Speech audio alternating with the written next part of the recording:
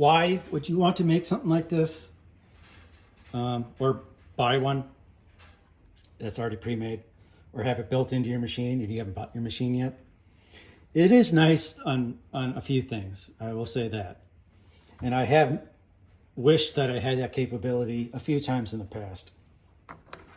One thing that it's really good for is nice uniform finishes. If I want to make something on a final facing pass, if it's really long, whatever, and you want it to look nice, you want to have nice little evenly spaced, like a nice pretty weld, you can't really do that by hand. I don't know what RPM this is, and I want to say, go back and do another pass. Can I match that? I don't know, probably not. I mean, I can make it look close, but it's not going to be as good as a machine. I'm not a machine, and neither are you. We're not perfect.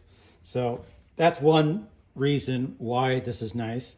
Another one is to free up one of your hands or your time. If you're doing something really long, turn it on, go grab a drill bit, go look for that lost chuck key that you're always losing. Do something, change the song on your headphones, send a text, whatever, and then come back and do another pass. And then you can do whatever you want for that, 30 seconds or minute or 2 minutes, however long it is. That is nice. Another thing is, sorry, squeaky, is there are certain applications of, specialty cutters that you have to do a deep cut. You get one try, like a dovetail. You can cut out the middle part of the dovetail, but you need those features, and you can really only do that at one depth. If it's a really big dovetail, you got that 60 degree, whatever degree you have, but you want to be able to feed it in nice and slow. And it could take, you're only making one. It could take 5 minutes for all I care. But I don't want to sit here and just do this. And I can't turn it that well slowly. So that's one application this is really nice for.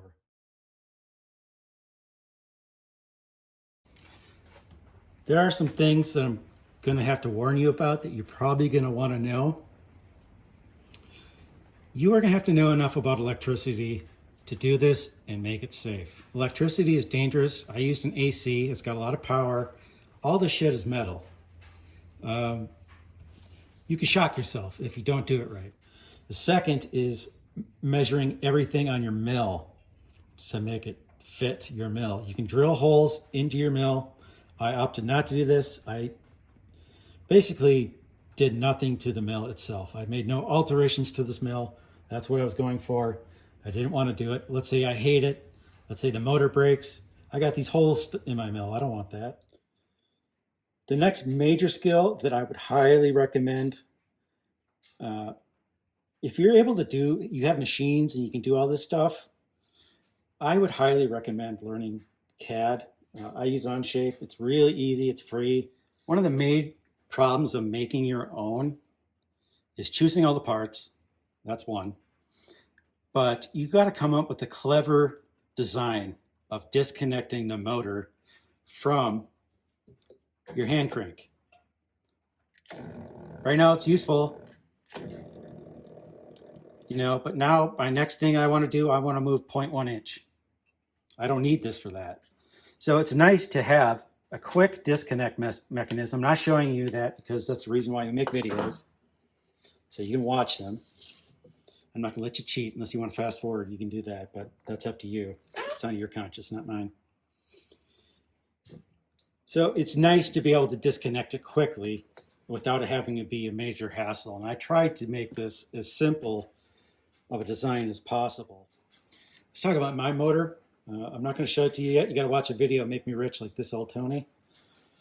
But it's a 6 watt. At least that's what it says on the side. AC motor. I don't know what the actual motor speed, because it's got a transmission, a little gearbox that slows it down.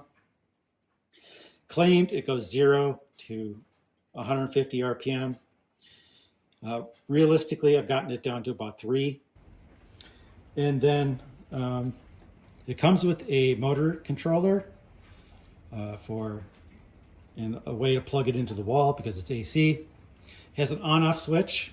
On the back, it has a terminal for rotating the direction. And I had to improvise and make a switch for, it's this right here, to change directions on the fly. And that's in the video later, you can watch. But for now, let's go.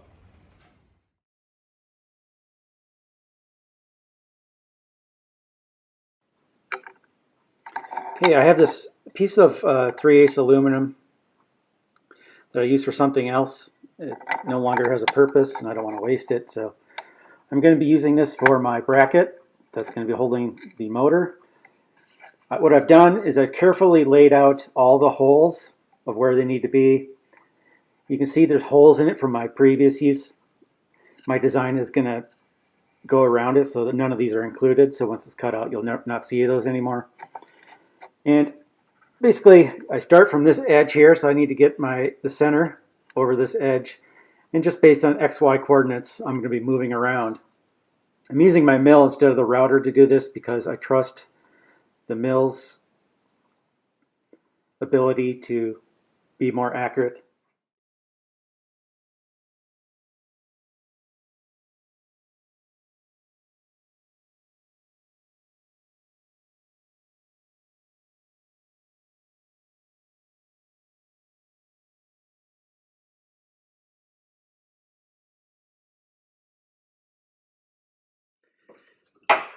And you can see, hopefully this fits in here, the holes I just drilled are for the motor mount, and they're just perfect. So I need a big 1.333 hole right here. I obviously don't have a drill bit for that. So I'm going to take this hole saw, which is 1 1/8, and I got my boring head, which accommodates any hole diameter except for really small and really big. So I'm going to have to creep up to 1.333 with that.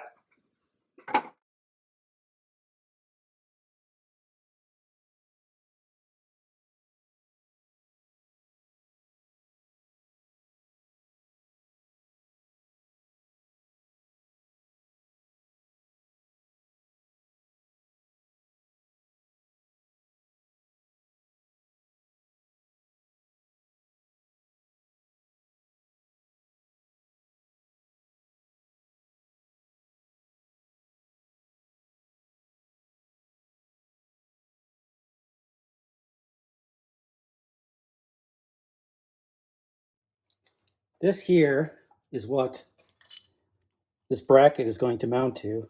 And this here is what drives the screw that moves the carriage, or the table, I mean, not the carriage. So I made it so it goes at a 20-degree angle.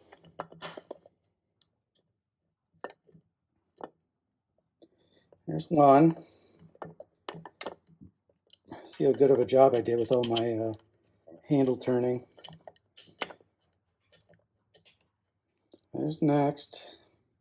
There wasn't enough material here to make a full hole with the thing, but I'm pretty sure that's going to work.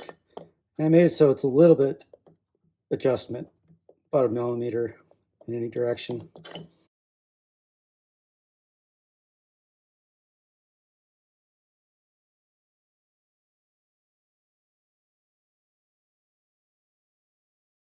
Okay, it's time to get this out. You can see it didn't make it quite all the way through, but it's very, very thin.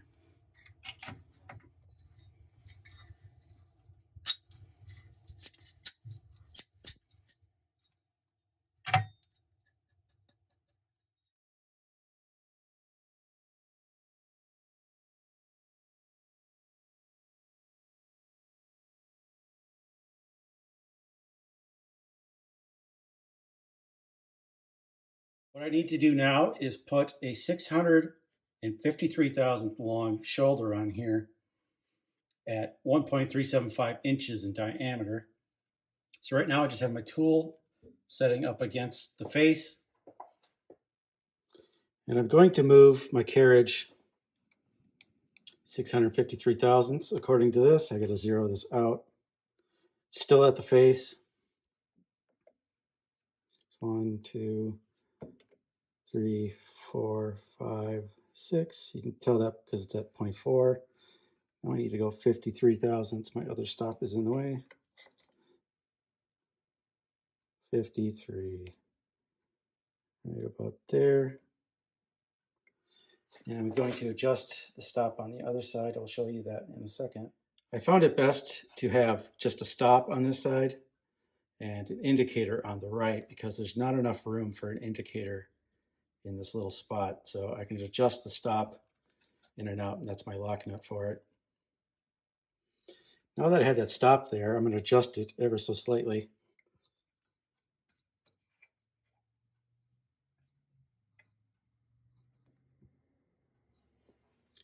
And 652 and a half, that's close enough.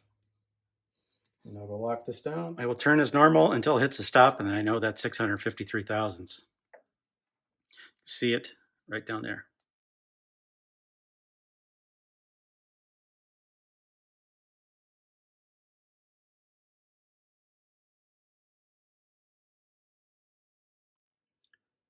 This is going to be threaded, but I need a little relief cut in here so I can stop my threading tool. So I'm just going to use this parting tool. I'm going to go 36 thousandths in because that's my thread depth. If you want to know more about that, you can watch one of my other videos on thread depth.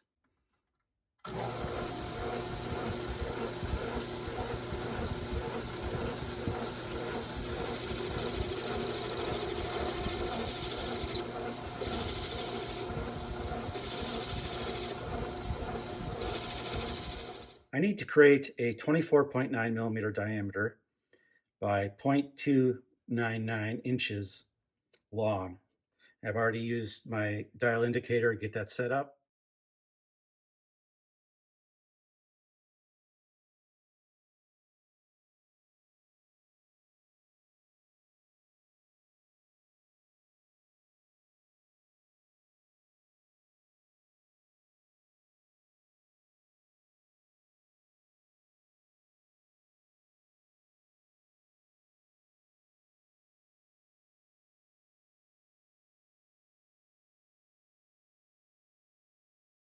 It is now parted off, and I need to face this so that this piece here is the right thickness, which is 125 thousandths.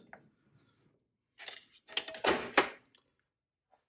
of hard to tell right now because I just parted it off and it's not quite flat, but it's at 150. And I'm going to set up my carriage stop indicator on the right and just move in 25 thousandths, and should be pretty close.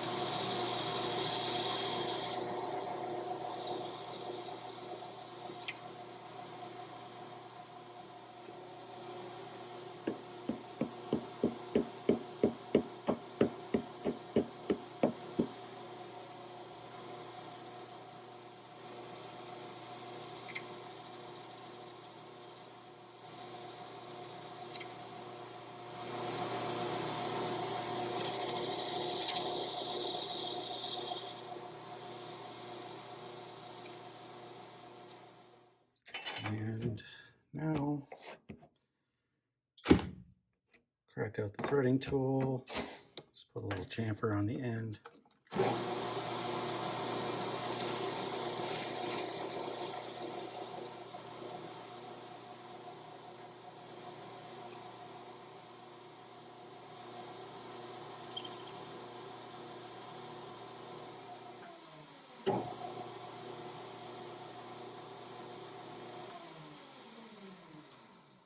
This thing needs some way of tightening it.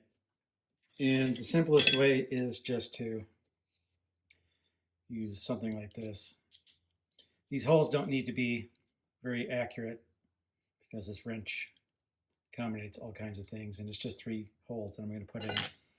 Why 3? Because this rotary table is done in degrees of 4 per revolution, and 120 is divisible by 4, where 90 isn't, and I could do 2, I guess, but 3 sounds better.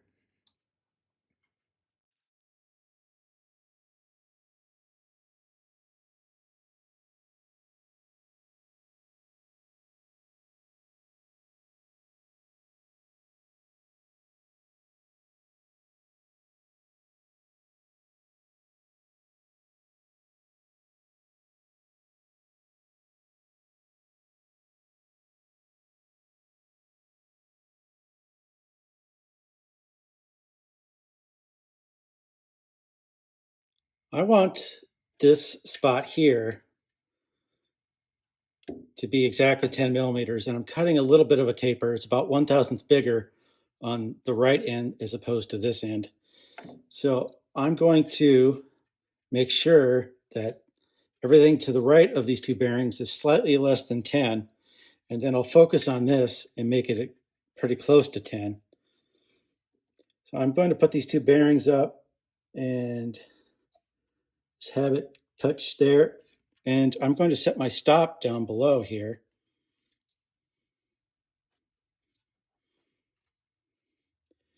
To this mark.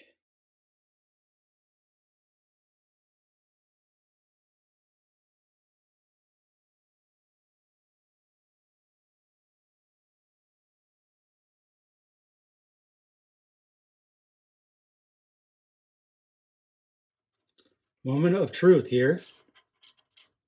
They slide pretty well over this section here because I intentionally made them a little smaller. And then when they get there, just a little bit bigger. And they're not wiggly. Exactly what I want. Due to the fact that the cutter has a little bit of a radius on it, this isn't a perfectly perpendicular. There's a little bit of material I need to get out of the way in that little section for the bearings to fit flat on that face. So that's what I'm going to do right now. I'm going to go in.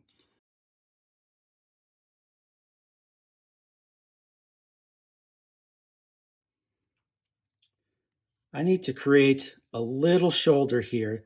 When this goes on, it fits nice and flat and you can't see a gap here. But I need only the inner bearing race to hit the shoulder, not the outer. That's how bearings work. If they're both hitting something, then they're fixed under pressure at least. So I'm gonna go in 20 thousandths to make a shoulder that's probably 14 millimeters or so in diameter.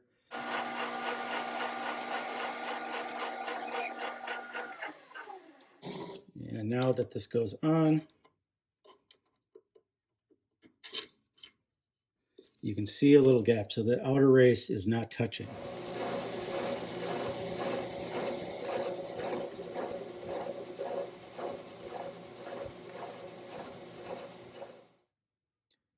I need to turn this down to 12 millimeters, which is kind of difficult because I need to use this right hand tool.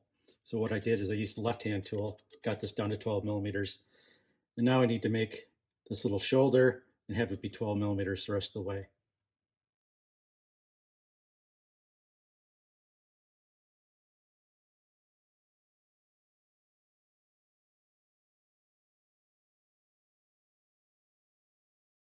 I have my rotary table set up horizontally, and I'm going to create a 4 millimeter slot in this, only to the halfway point. So what I'm going to do is drill a hole at the beginning and end. Start with the pilot and then move up to 4 millimeters. It's not supported on this end, so I got to be real careful about that.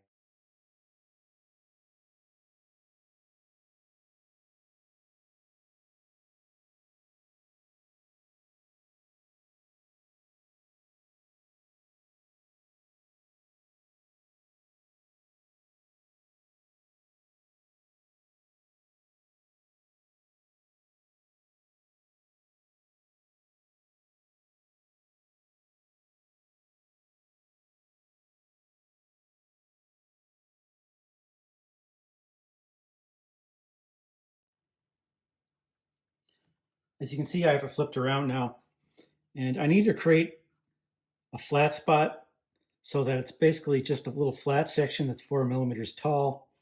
So I need to cut, this is originally 12, so I need to cut 4 down, turn it 180 degrees, and cut the other side 4 down. So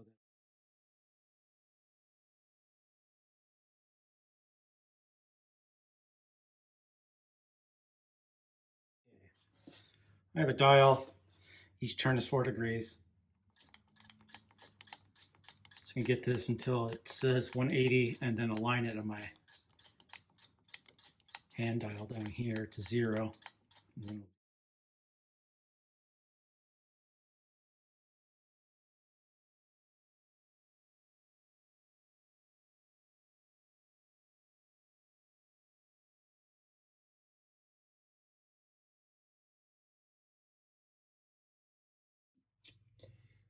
I need to enlarge this hole in this bevel gear from 8 millimeters to 10. And I stuck it in chuck and got it within, I don't know, quarter of a thousandth, half of a thousandth concentric. And I'll run a 3/8 drill bit and then probably a ream, or maybe just a ream. We'll see.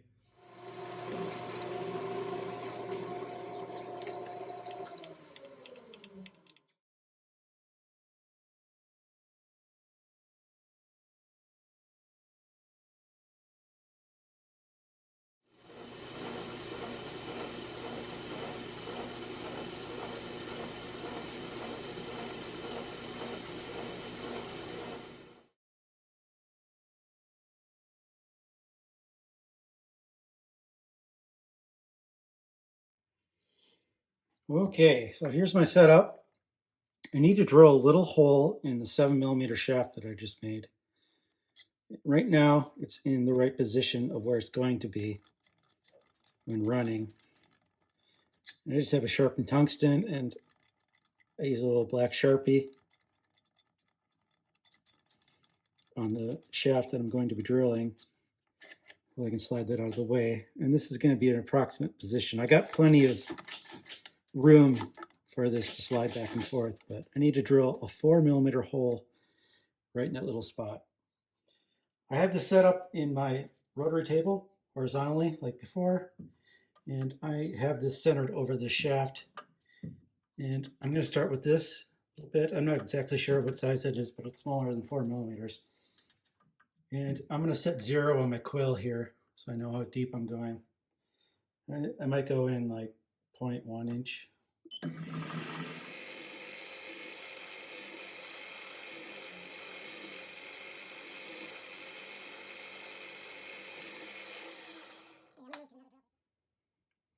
I have an M5 bolt in the chuck, which is what the thread of this is. But I need to remove enough of the threads so that this hole that we just drilled fits inside here.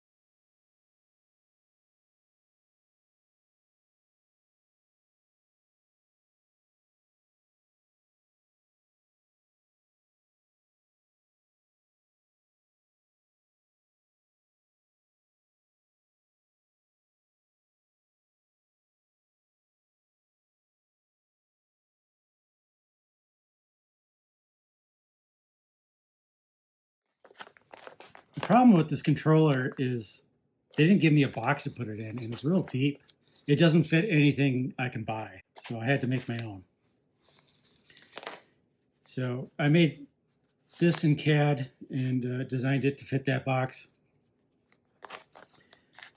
This part here is just a throwaway part. This is what attaches to the resin printer plate that goes upwards and then prints the subsequent layers.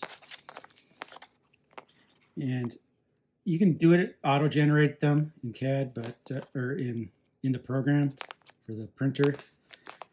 But I like to choose where these little fingerlings go. The other one's a little more chaotic, and it's a little distressing. It looks like when you pull it out. I don't like it. It's pretty ugly when you use that setting. But I got to go through and trim this off and bring it out to the garage. Time to remove this piece here.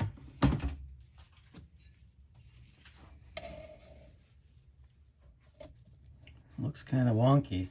Turned out a little bit wonky. I think it's because the plate came loose on me, but it's good enough to be used. Let's see how well this stuff drills and taps.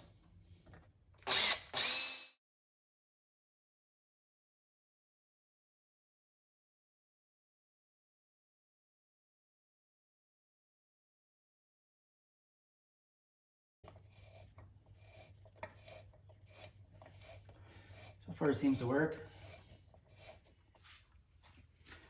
Annoyingly, there's no way to disconnect this cable to run it through the box. So I'm gonna have to mill the slot.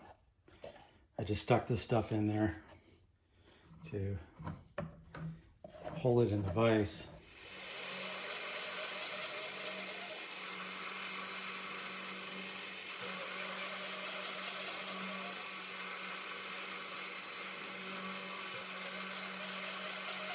Find a mounting spot.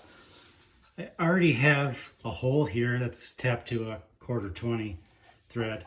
I'm just going to use that. It's going to go, this is for the motor speed switch, which I'm not going to be using as much.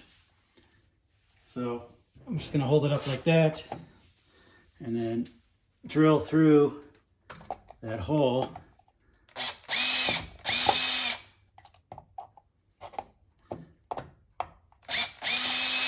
I don't want to drill it in my fingers either. Okay, I have the hole in the right spot. I need to enlarge this to 1/4 inch. Top of the stainless thing is going to be stabilizer to keep it from rotating.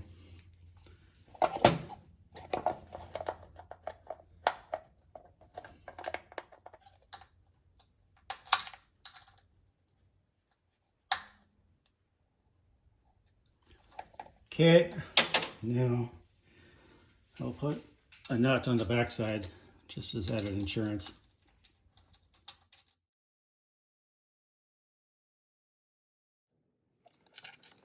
Okay, this is my motor controller. I chose an AC motor. It's not in here because it's connected, and I'm filming this after I have it connected to my mill, and I'm too lazy to bring it in here.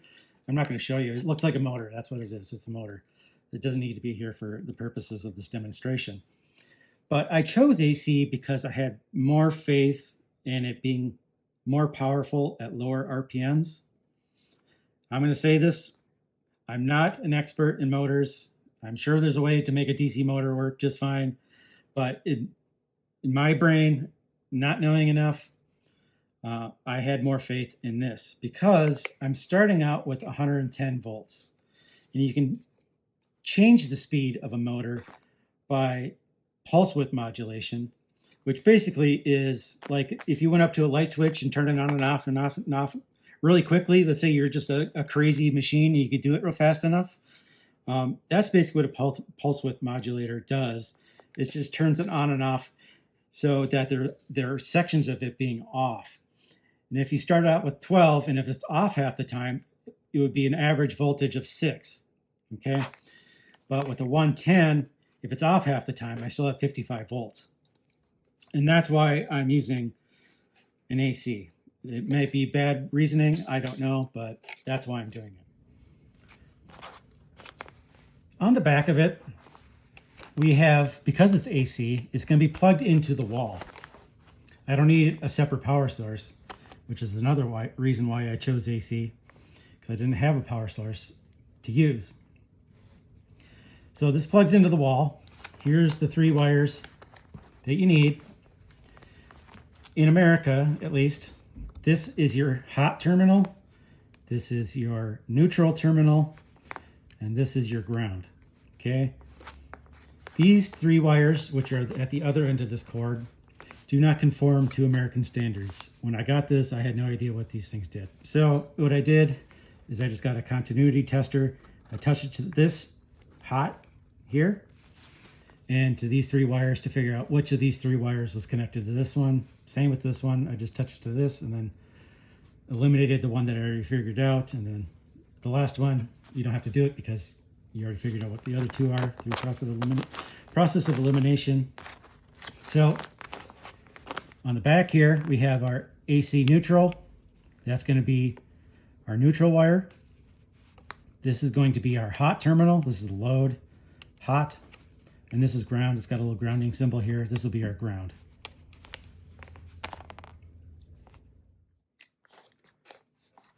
I'm not going to connect anything right now because the box is out in the garage and the faceplate that I'm making, this wire needs to be fed through that faceplate, and it's currently being made in my 3D printer, and that's why I decided to film this right now while it's being made. So I'm not going to connect anything at this point. I'll show that later. But to determine the direction that this rotates, the one of 2 possible directions that a motor can spin, is by choosing, here's the power source. When I got this, it came with just a jumper wire, so you could choose clockwise or counterclockwise only, but I needed to do both. So I need to be able to have a selector that's going to choose which path this is going to take. And I'm going to need 3 wires to do this. I need 1 to supply the power, and I need 2 wires to be outgoing wires to choose between this one or this one. Okay. How I'm going to do this is just going to be a matter of using an on-off-on switch. An on-off-on switch sounds just like it sounds. It has 2 positions for on and 1 position for off. And I'm going to demonstrate how one of these switches works by me acting as the switch in this situation using these 3 wires, which are part of the power cord. They aren't actually going to be used later for this purpose. But in this current configuration, this will be off, considered off, because none of these wires are touching, all right? They can't bridge this big air gap. The voltage isn't high enough. But if I were to act as a switch in this situation, let's say that brown, I'm just arbitrarily choosing it because it's in the middle. If I were to touch the brown to the yellow, the power will be going through the brown and then out the yellow and not the blue. And that's important because in this situation, we cannot have this ever occur. This is not good. Having all these, this would probably be a short of some sort. We don't want that to happen. So we need a switch that's going to be connected to this and not this, or this and not this, or not connected at all. I got a cat. I got to move out of the way. It's dinner time. Move out of the way here. All right. So the first situation was choosing the yellow wire as the outgoing wire. Now if I were to go this direction and touch blue to brown, it would be going out the blue. And that's basically what I'm just trying to achieve by changing the output to one of 2 wires. This is the switch that I will be using. I chose this switch fundamentally because I wanted it to look like this. There's no other reason. And that it's an on-off-on switch. This is called a rotary switch, or a cam switch, or a drum switch. In 0, that means this is off, okay? But that means I got 8 terminals on here. That means none of the terminals have continuity between any other terminal on here, okay? When I turn it to another position, I had to figure this out with the multimeter because this switch did not really come with very good directions. It didn't make any sense to me. It was in Chinese or something.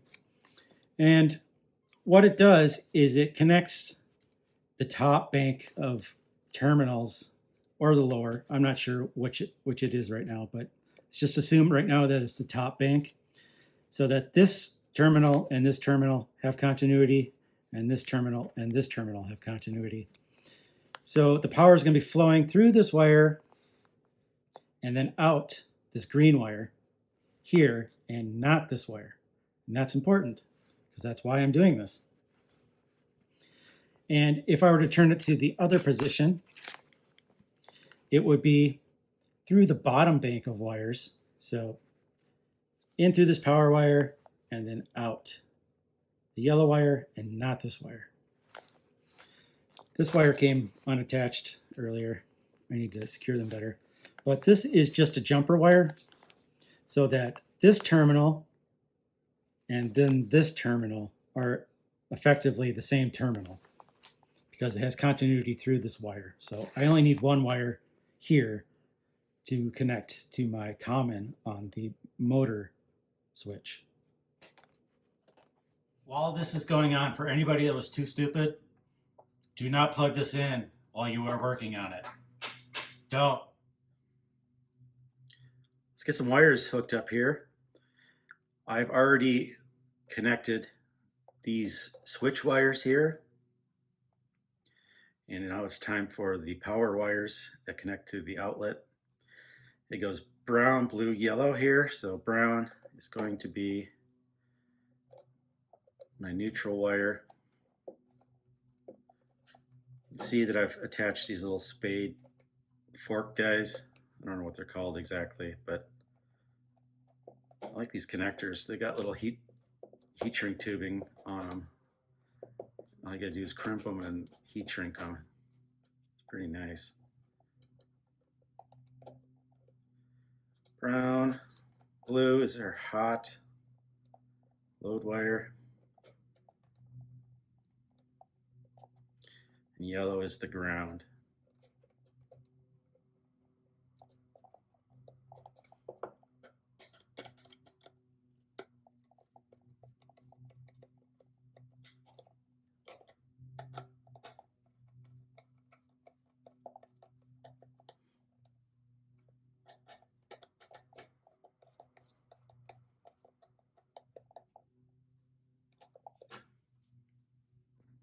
See back in there, I have a zip tie that's going through two holes. I just drilled into this box that will secure the wires to the box. But I can't do it until the box is in there because then I wouldn't be able to pull the wires through. I have my zip tie, and now I'm going to tighten that around the wires. It was just the simplest way of doing this. You could probably do it with something, but you can't get your hands in there now, so how are you going to do that? I'm going to use a magnet for this switch housing because I don't know exactly where I'm going to want the switch. I'm just going to make the cord long enough. If I want to stick it somewhere, you know, depending on the job, or maybe I eventually find some place that's good universally, I'll leave it there. But for now, it's going to be a magnet. This is pretty strong, so I can just stick it to my vise here, as long as I don't get too rough.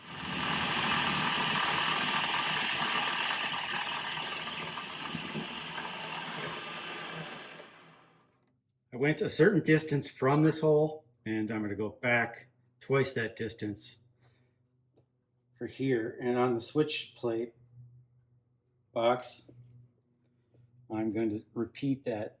In this case, the two holes are 0.59 inches apart. Now it's time to drill the box itself on the backside. To solve the problem of being able to put it in the vise, this just so happens to be 3 inches on the inside, which is nice.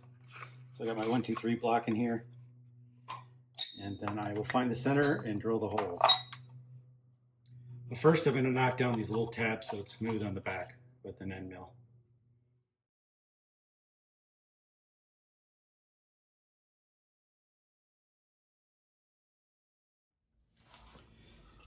It is time to wire up the switch box, and I want to be able to put ends like this on the common wire. So what I'm doing is just splicing 2 wires together so that each one of these can get an end. I started soldering it. It was turning out like garbage, and then I decided to go find my location for my much better solder and flux. So here we go. Should turn up a lot better than the wrong solder and no flux.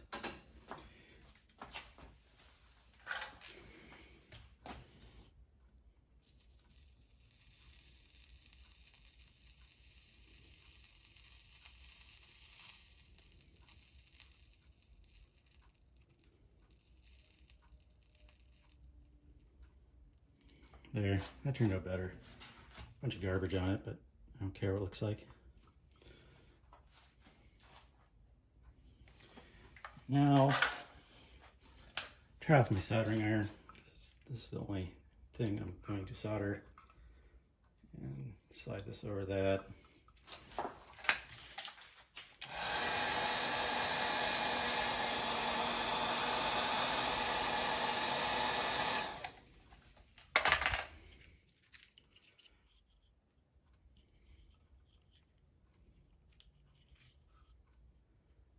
And then I shall do that over that.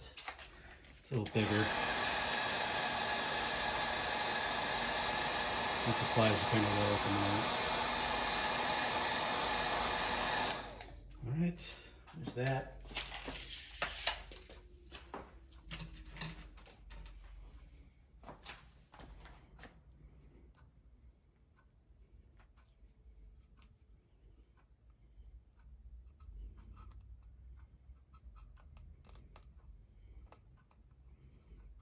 Okay.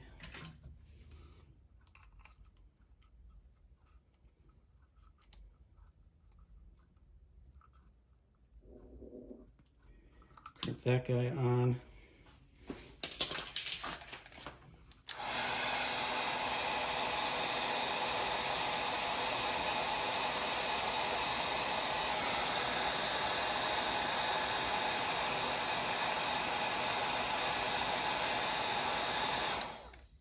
And I will repeat that for this end. Let's connect the switch here. I'm going to use this short guy on the bottom, down here.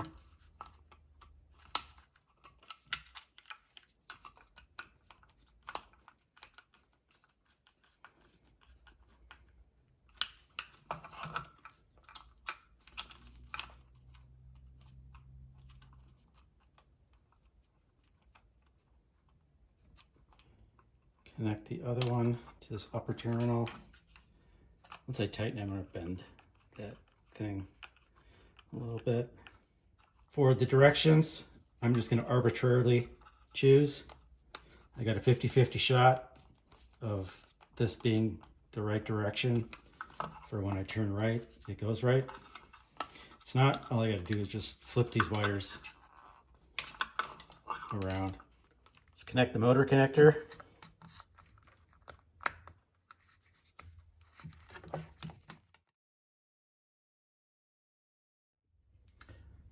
Get to assembling this thing. You can see that I've anodized these parts and I've left the purple thing in for now, just hand tight, because it helps align this part. You can see it doesn't move now, it's stuck in place where that hole is. And I've used all the factory mounting holes, so I didn't have to drill any holes into my mill itself, which I consider a good thing.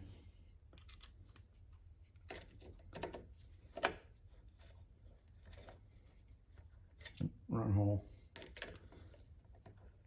There we go.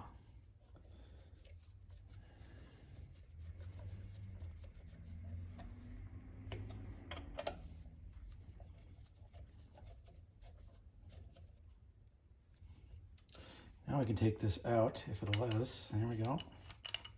I have two bearings which support the shaft,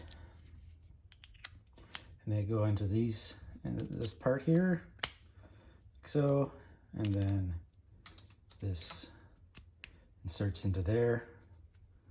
Voila. What I'm going to do here is apply a little bit of Loctite to these threads. Okay, now I'm going to use this tool here, which also is a bike tool.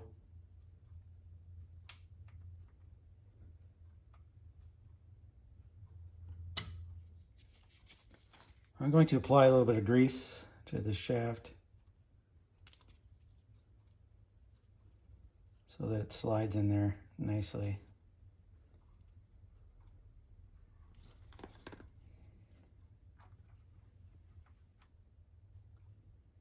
And then slide on the cog Might put a little grease on that, just keep it from rusting.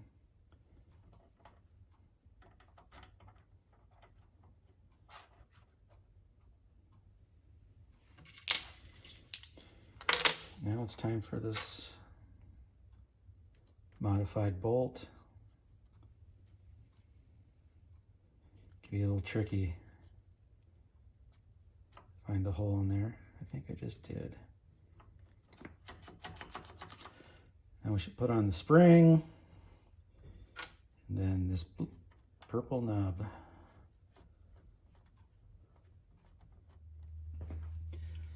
Now let's mount the motor. I have in my hand 4 bolts, 4 spacers that I made.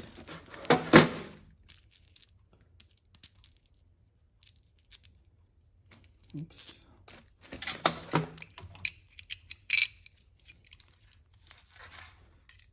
Just through there. Start with this one down here because it's the hardest one to reach once everything's in place.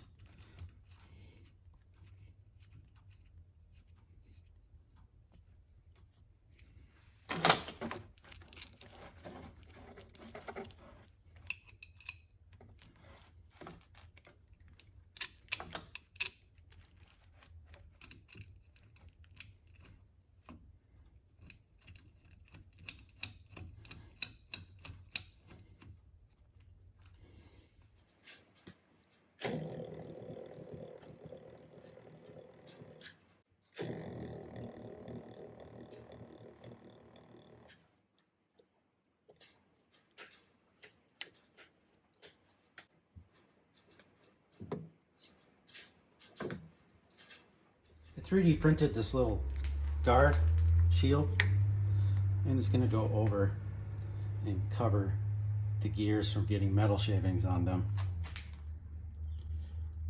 Just use some double-sided tape.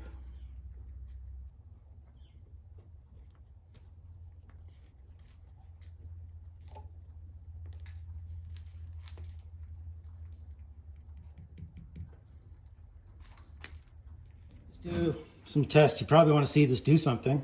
You watched all the way to the end of this video, so you probably want to see it do something.